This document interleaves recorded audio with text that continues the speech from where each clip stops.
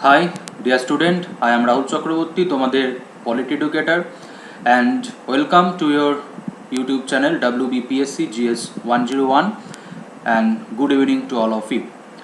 তো তোমাদের সাথে আমি যে টপিকটা নিয়ে আলোচনা করছি সেটা হচ্ছে ইন্ডিয়ান পলিটি অ্যান্ড কনস্টিটিউশন, এবং যে বইটাকে নিয়ে আমি তোমাদের সাথে আলোচনা করছি, যে বইয়ের তথ্য আমি তোমাদেরকে প্রোভাইড করছি বিভিন্ন ভিডিওতে, সেটা হচ্ছে ইন্ডিয়ান পলিটি এম লক্ষ্মীকান্ত, যে বইটা আমাদের কাছে অতি পরিচিত এবং বলতে পারো একটা পপুলার বুক আমাদের কম্পিটিটিভ প্রিপারেশনের ক্ষেত্রে। যে প্রশ্নটা তোমাদের প্রত্যেকের থাকে যে এই যে বইটা কী করে পড়বো, কোন জায়গাটা পড়বো, কোন জায়গাটা পড়বো না, তো সেই গাইড দেওয়ার জন্যই এই চ্যানেলে আমি তোমাদের সাথে এই বইটা নিয়ে আলোচনা করছি। তো আমি শুরু করেছি ফার্স্ট চ্যাপ্টার হিস্টোরিক্যাল ব্যাকগ্রাউন্ড দিয়ে, যেখানে কোম্পানি রুল আমি তোমাদের সাথে আলোচনা করছি। তো কোম্পানি রুল, রেগুলেটিং অ্যাক্ট 1773 আলোচনা করেছি, চার্টার অ্যাক্ট আলোচনা করেছি। তো আজকে আমরা কোম্পানি রুলের পার্ট 4 আমরা আলোচনা করব, যেখানে আমি আলোচনা করব চার্টার অ্যাক্ট 1853, এবং এই চার্টার অ্যাক্ট 1853 এটা কিন্তু কোম্পানি রুলের লাস্ট অ্যাক্ট, ঠিক আছে। এরপরে ভারতবর্ষের যে শাসন ব্যবস্থা সেটা কিন্তু পরিবর্তন হয়, যেখানে আমরা প্রত্যেকেই জানি যে কোম্পানির রুল থেকে স্টার্ট হয় ক্রাউন রুল, যেখানে ভারতবর্ষের যে ক্ষমতা সেই ক্ষমতা কি হয়, ক্রাউনের হাতে, ব্রিটিশ গভর্নমেন্টের হাতে হচ্ছে ডিরেক্ট ট্রান্সফার হয়। তো আজকে এই ভিডিওতে আমি তোমাদের সাথে আলোচনা করব চার্টার অ্যাক্ট 1853, তার পাশাপাশি যে অ্যাক্টগুলো নিয়ে আমি তোমাদের সাথে আলোচনা করেছি কোম্পানি রুলের, সেইগুলোরও একটা আমরা রিভিশন দেব, যে জায়গাগুলো আমাদেরকে একটু বেশি নজর দিতে হবে, তো সেই তথ্য আমি তোমাদেরকে দেব। তো আরেকবার সবাইকে welcome and good evening, your YouTube channel WBPSC GS 101। আর আনএকাডেমি জয়েন করো, আনএকাডেমির ক্লাস ফলো করো। আমার আনএকাডেমিতে ক্লাস দেখার জন্য, পাওয়ার জন্য এই ডিসক্রিপশন বক্সে আমার প্রোফাইল লিঙ্ক দেওয়া রয়েছে, যে প্রোফাইল লিঙ্কে গিয়ে তোমরা আনএকাডেমিতে আমার ক্লাস দেখতে পাবে, প্লাস ক্লাস এবং তোমার স্পেশাল ক্লাস। হ্যাঁ, প্লাস ক্লাসের ক্ষেত্রে সেখানে কিন্তু তোমাদেরকে যেটা নিতে হবে সেটা হচ্ছে সাবস্ক্রিপশন। তো তোমরা আনএকাডেমির সাবস্ক্রিপশন কীভাবে নেবে, আনএকাডেমির অ্যাপস কীভাবে ডাউনলোড করবে, সেই সমস্ত তথ্য এই ভিডিওর ডেসক্রিপশন বক্সে দেওয়া রয়েছে। সেখান থেকে তোমরা আনএকাডেমির অ্যাপসের লিঙ্কও পেয়ে যাবে, সেই লিঙ্কে গিয়ে তোমরা অ্যাপস ডাউনলোড করে আনএকাডেমির যে ক্লাস, সেই ক্লাসও তোমরা অ্যাক্সেস করতে পারবে, স্পেশাল ক্লাস এবং প্লাস ক্লাস। কিন্তু হ্যাঁ, প্লাস ক্লাস করতে গেলে, সাবস্ক্রাইব ক্লাস করতে গেলে তোমাদের সাবস্ক্রিপশন নিতে হবে। সাবস্ক্রিপশনের একটা নিয়ম রয়েছে, তো সাবস্ক্রিপশনের ক্ষেত্রেও তোমরা কিভাবে সাবস্ক্রিপশন নেবে তার সম্পূর্ণ তথ্য ডেসক্রিপশন বক্সে দেওয়া রয়েছে, এবং সাবস্ক্রিপশনের বেনিফিট বিষয়টাও ডেসক্রিপশন বক্সে ডিটেলসে দেওয়া রয়েছে, সেখান থেকে তোমরা দেখে নিতে পারো। সেখানেই লিঙ্ক দেওয়া রয়েছে, যে লিঙ্ক থেকে তোমরা ইজিলি হচ্ছে আনএকাডেমি সাবস্ক্রিপশন নিতে পারো।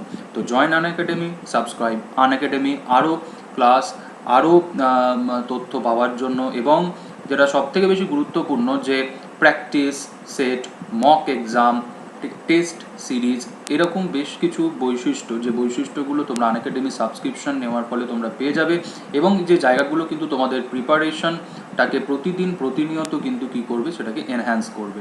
একটা কোয়ালিটি প্রিপারেশন যদি আমরা বলি, তাহলে সেই ক্ষেত্রে কিন্তু অবশ্যই যেটা দরকার হয় প্র্যাকটিস, মোর অ্যান্ড মোর। তো আনএকাডেমি WBPSC তার নতুন বৈশিষ্ট্য আনতে চলেছে, সেটা হচ্ছে প্র্যাকটিস সেশন, যেখানে একটা কোশ্চেন্স ব্যাংক তোমাদের জন্য তৈরি করা হচ্ছে, যেখানে তোমরা তোমাদের মতো করে সাবজেক্ট ওয়াইজ কী করতে পারবে, প্র্যাকটিস করতে পারবে। তো এই বৈশিষ্ট্য খুব শীঘ্রই আনএকাডেমির অ্যাপসে অ্যাভেলেবেল হয়ে যাবে WBPSC। তো তোমরা যারা সিরিয়াস প্রিপারেশন করছো, এই যে ফিচার্স আনএকাডেমি যেটা তোমাদের জন্য আনতে চলেছে, প্র্যাকটিস সেশন, যেটা তোমাদের প্রিপারেশনটাকে আরও বেশি হচ্ছে ভালো করবে। তাহলে চলো, আজকের আমাদের যে ক্লাস হচ্ছে historical background M Laxmikanth, Indian polity, যেখানে আমরা আলোচনা করব কোম্পানি রুলের পার্ট 4। আমি রাহুল চক্রবর্তী, তোমাদের পলিটি এডুকেটার। আনএকাডেমিতে আমি তোমাদের ইন্ডিয়ান পলিটি এবং কনস্টিটিউশনের ক্লাস নিয়ে থাকি। তো আজকে আমরা আলোচনা করব company rule part 4, Indian polity M লক্ষ্মীকান্তের ফার্স্ট চ্যাপ্টার আমি তোমাদের সাথে আলোচনা করছি। কোম্পানি রুলের ওপর আরও যে ক্লাসগুলো, সেইগুলো তোমরা এই চ্যানেলে ভিডিও রয়েছে, তোমরা দেখে নিতে পারবে। তো আজকে আমরা আলোচনা করছি পার্ট 4, কোম্পানি রুল। তো কোম্পানি রুল পার্ট 4, আজকের যে রুলটা নিয়ে আমি তোমাদের সাথে আলোচনা করব সেটা হচ্ছে চার্টার অ্যাক্ট 1853, কিন্তু চার্টার অ্যাক্ট 1853 স্টার্ট করার আগে তোমাদের সাথে একটু আলোচনা করে নেব যে ক্লাসগুলো আমরা করেছি, কোম্পানি রুলের যে অ্যাক্টগুলো আমি তোমাদের সাথে আলোচনা করেছি, সেই অ্যাক্টের মধ্যে যে অ্যাক্টগুলো সবথেকে বেশি গুরুত্বপূর্ণ এবং সেই গুরুত্বপূর্ণ অ্যাক্টগুলোর কোন জায়গাটা সবথেকে বেশি তোমাদেরকে মনে রাখতে হবে, তো সেইগুলো একটুখানি তোমাদের সাথে আমি আলোচনা করে নেব। তাহলে সেই ক্ষেত্রে যারা আজকে প্রথম এই ভিডিওটা দেখছো, পার্ট 4 ভিডিওটা যারা প্রথম দেখছো, প্রথম এই চ্যানেলের বলতে পারো ভিউ করছো, তাদের ক্ষেত্রে ওটা সুবিধা হবে। তো আমি একটু আলোচনা করে নিই খুব ছোট ছোট করে। তো প্রথমেই দেখবে আলোচনা করেছিলাম সেটা হচ্ছে রেগুলেটিং অ্যাক্ট 1773। ঠিক আছে, প্রথমেই যেটা আলোচনা করেছিলাম সেটা কি, রেগুলেটিং অ্যাক্ট 1773। ওকে, তো রেগুলেটিং অ্যাক্ট 1773-তে এই দুটো ইনফরমেশন হচ্ছে সব থেকে বেশি গুরুত্বপূর্ণ। একটা হচ্ছে কি, যে গভর্নর অফ বেঙ্গল থেকে করা হলো গভর্নর জেনারেল অফ বেঙ্গল, ঠিক আছে, এবং কি করা হলো, এক্সিকিউটিভ কাউন্সিল ক্রিয়েটেড করা হলো, যে এক্সিকিউটিভ কাউন্সিলে কতজন মেম্বার থাকবে, 4 জন মেম্বার থাকবে, যে 4 জন মেম্বার গভর্নর জেনারেল অফ বেঙ্গলকে অ্যাসিস্ট করবে তার কাজ পরিচালনার ক্ষেত্রে, তাকে সিদ্ধান্ত নেওয়ার ক্ষেত্রে। ঠিক আছে, তো গভর্নর অফ বেঙ্গল থেকে গভর্নর জেনারেল অফ বেঙ্গল, এবং প্রথম গভর্নর জেনারেল অফ বেঙ্গল হলেন কে, লর্ড ওয়ারেন হেস্টিং, আশা করি তোমরা প্রত্যেকেই জানো। সেকেন্ড যে ইনফরমেশনটা গুরুত্বপূর্ণ সেটা হচ্ছে establishment of Supreme Court of Calcutta. আর Supreme Court of Calcutta established হলো কবে, 1774। ঠিক আছে, তো রেগুলেটিং অ্যাক্ট 1773 থেকে এই দুটো ইনফরমেশনস খুবই গুরুত্বপূর্ণ। একটা হচ্ছে গভর্নর জেনারেল অফ বেঙ্গল, এটা ক্রিয়েটেড হচ্ছে, আর সুপ্রিম কোর্ট এস্টাবলিশড হচ্ছে, যেটা এস্টাবলিশড হচ্ছে কবে, 1774-এ। কম্পোজিশনটা কি বলা ছিল, 1 চিফ জাস্টিস অ্যান্ড 3 আদার জাজ। ঠিক আছে, তো এই ক্লাসের আরও ডিটেলস এই চ্যানেলেই রয়েছে ফার্স্ট ভিডিওতে কোম্পানি রুলের, তো সেখানে তোমরা আরও ডিটেলসে পেয়ে যাবে। কিন্তু আজকে যেহেতু আমরা রিভিশন দিচ্ছি, তাই আমরা এই আইনগুলোর যে জায়গাগুলো সবথেকে বেশি ইম্পর্টেন্ট সেইগুলোই খুব ছোট ছোট করে সহজে তোমাদের সামনে আমি উপস্থাপন করছি, to remember the topic, to remember the point. Okay, next যে আইনটা গুরুত্ব সহকারে তোমাদেরকে দেখতে হবে, পড়তে হবে, সেটা হচ্ছে পিটস ইন্ডিয়া অ্যাক্ট 1784। ঠিক আছে, তো পিটস ইন্ডিয়া অ্যাক্ট 1784, যেখানে কি বলা হচ্ছে, it allowed the court of directors to manage commercial affairs but created a new body called board of control to manage political affairs. ঠিক আছে, তো আমরা প্রত্যেকে জানি যে কোম্পানির কি ছিল, কোর্ট অফ ডিরেক্টরস ছিল, যে কোর্ট অফ ডিরেক্টরস কোম্পানির যেরকম ব্যবসায়িক দিকটাও দেখতো, অ্যাজ ওয়েল অ্যাজ ভারতবর্ষের যে রাজনৈতিক যে বিষয়, যে political affairs, civil, military, revenue, সেটাও কোর্ট অফ ডিরেক্টরসই সেটাকে কী করতো বলো, ম্যানেজ করতো। তো পিটস ইন্ডিয়া অ্যাক্ট 1784-এ যেটা সিদ্ধান্ত নেওয়া হলো, যে কোম্পানির এই যে কমার্শিয়াল এবং পলিটিক্যাল অ্যাফেয়ার্স, যেটাকে কী করা হবে, যেটাকে ডিস্টিংগুইশ করা হবে, যেটাকে আলাদা করা হবে। তো সেই ক্ষেত্রে কোর্ট অফ ডিরেক্টরস কমার্শিয়াল বিষয়টা ম্যানেজ করবে, কিন্তু একটা নিউ বডি ক্রিয়েটেড হচ্ছে। ঠিক আছে, যে বডিটা হচ্ছে বোর্ড অফ কন্ট্রোল, যে বোর্ড অফ কন্ট্রোল হচ্ছে পলিটিক্যাল অ্যাফেয়ার্সে কী করবে, কোর্ট অফ ডিরেক্টরকে ডিরেকশন দিবে, এবং সেই ডিরেকশনস হচ্ছে কোর্ট অফ ডিরেক্টর হচ্ছে ফলো করবে। ঠিক আছে, তো অ্যাকচুয়ালি পলিটিক্যাল অ্যাফেয়ার্সে কোর্ট অফ ডিরেক্টরসের মাথায় নিয়ে আসা হলো হচ্ছে board of control. Board of কন্ট্রোলের ডিরেকশনে হচ্ছে কোর্ট অফ ডিরেক্টরস হচ্ছে পরিচালিত হবে ইন পলিটিক্যাল অ্যাফেয়ার্স। ঠিক আছে, পলিটিক্যাল অ্যাফেয়ার্স মানে কি, civil, revenue and military affairs. ঠিক আছে, তো এই যে পিটস ইন্ডিয়া অ্যাক্ট 1784, যেখানে আমরা দেখতে পাচ্ছি যে একটা নতুন বডি ক্রিয়েটেড হচ্ছে, যেটা হচ্ছে বোর্ড অফ কন্ট্রোল। যে বোর্ড অফ কন্ট্রোলকে কী করা হচ্ছে, পলিটিক্যাল অ্যাফেয়ার্সে হচ্ছে রেসপন্সিবিলিটি দেওয়া হচ্ছে, যে এই বোর্ড অফ কন্ট্রোল কী করবে, পলিটিক্যাল অ্যাফেয়ার্সে কোর্ট অফ ডিরেক্টরকে ডিরেকশন দিবে, এবং সেই ডিরেকশন হচ্ছে কোর্ট অফ ডিরেক্টরস হচ্ছে ফলো করবে। ঠিক আছে, তো এই যে সিস্টেম অফ অ্যাডমিনিস্ট্রেশন, যে কোম্পানির যে কমার্শিয়াল অ্যাফেয়ার্স, সেটা কোর্ট অফ ডিরেক্টরস ম্যানেজ করবে, আর পলিটিক্যাল অ্যাফেয়ার্স হচ্ছে বোর্ড অফ কন্ট্রোল। এই যে সিস্টেম অফ অ্যাডমিনিস্ট্রেশন যেটা 1784-এ স্টার্ট হলো, এটা কিন্তু কন্টিনিউ ছিল 1858 অবধি। ঠিক আছে, এই যে সিস্টেম যেটা স্টার্ট হলো 1784-এ, এটা কতদিন ছিল, 1858 অবধি।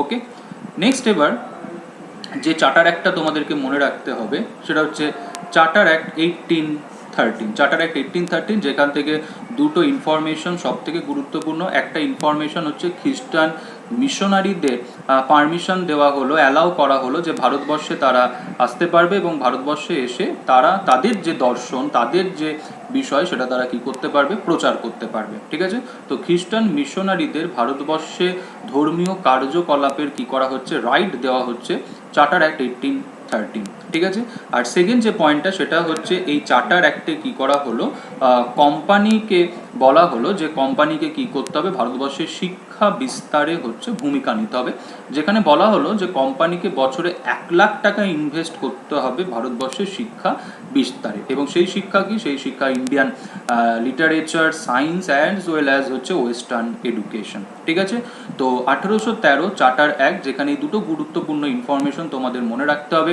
যে খ্রিস্টান মিশনারিদের কি করা হচ্ছে, অ্যালাউ করা হচ্ছে ভারতবর্ষে ধর্ম প্রচারের, আর শিক্ষা ক্ষেত্রে বলা হচ্ছে কোম্পানিকে কি করতে হবে, বছরে 1,00,000 টাকা ইনভেস্ট করতে হবে।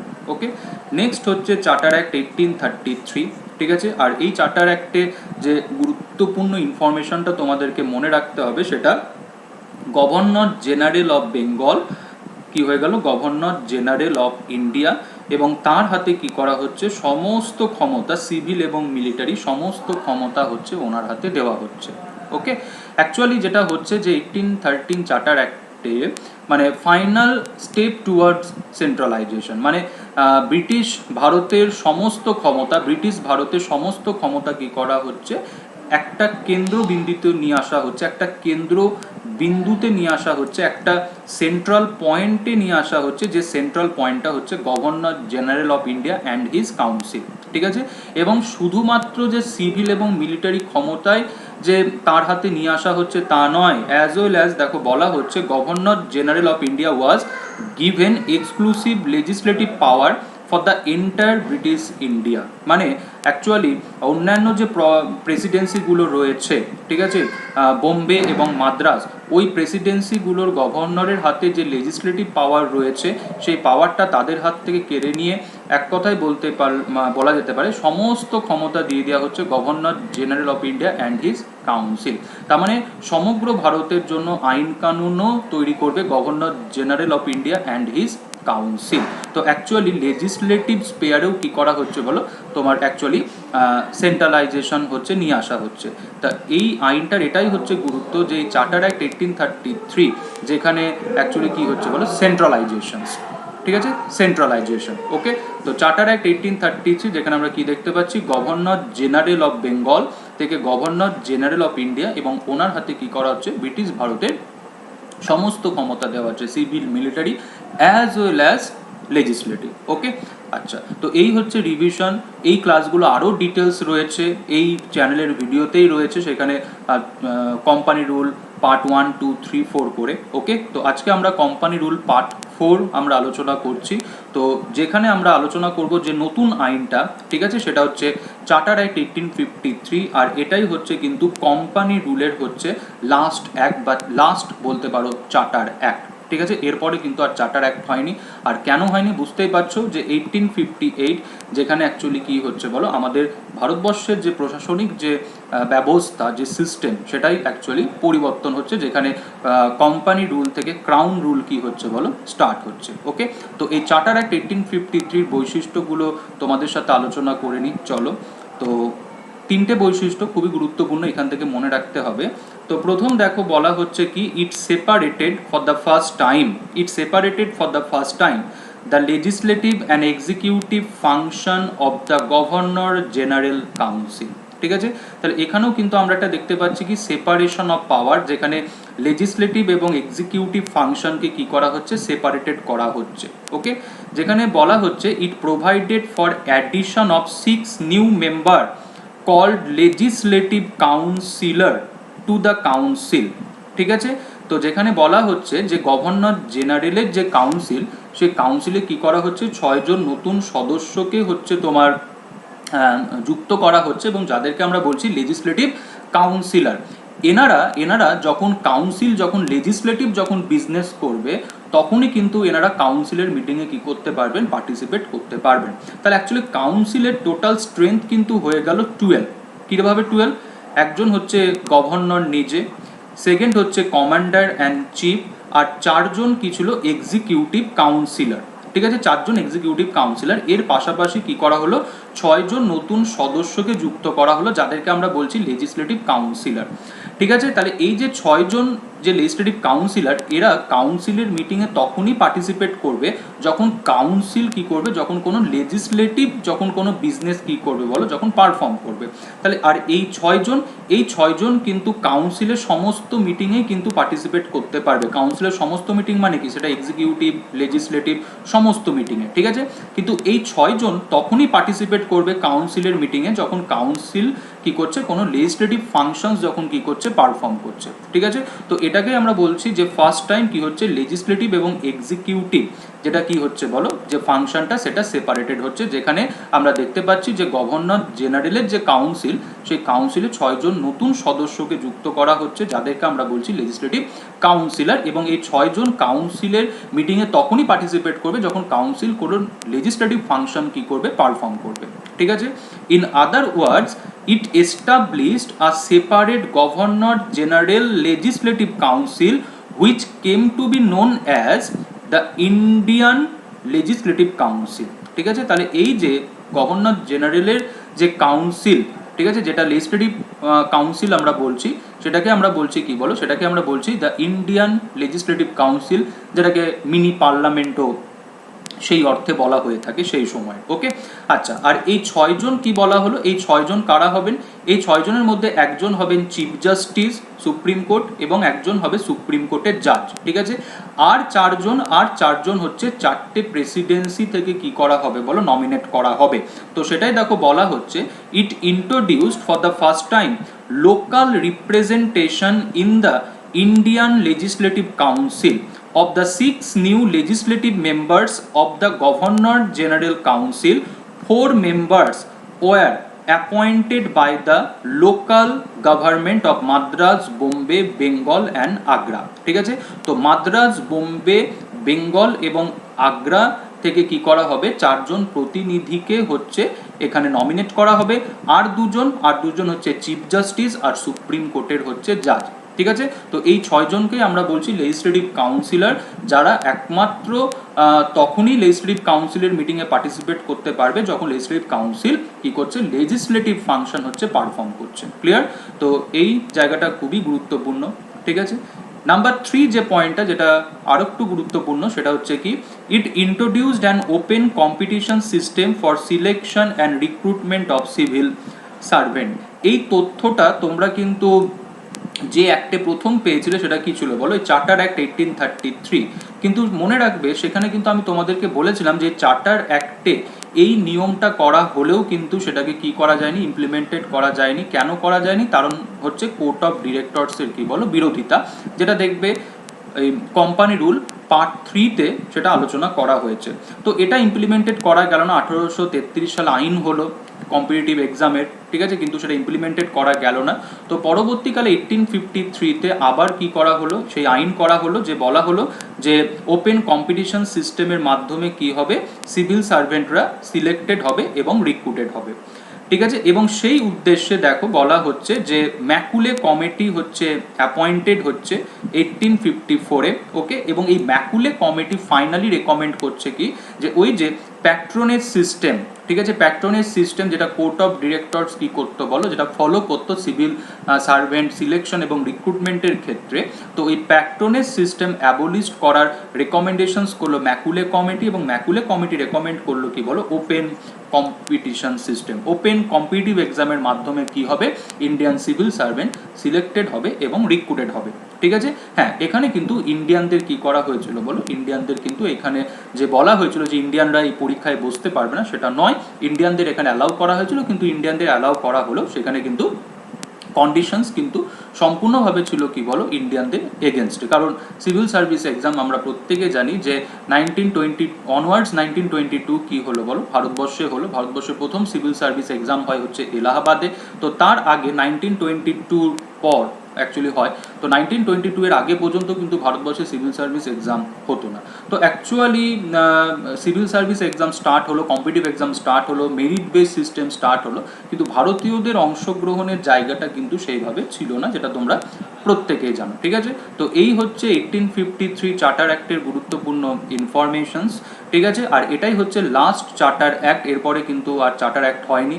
আর না হওয়ার কারণটা কি, কারণ 1858-এ আমাদের ইন্ডিয়ান যে অ্যাডমিনিস্ট্রেশন সেটা সম্পূর্ণভাবেই হচ্ছে কি হয়, পরিবর্তন হয়। তো নেক্সট ভিডিওতে আমি তোমাদের সাথে আলোচনা করব হচ্ছে গিয়ে crown rule, government of India act 1858 থেকে স্টার্ট করব।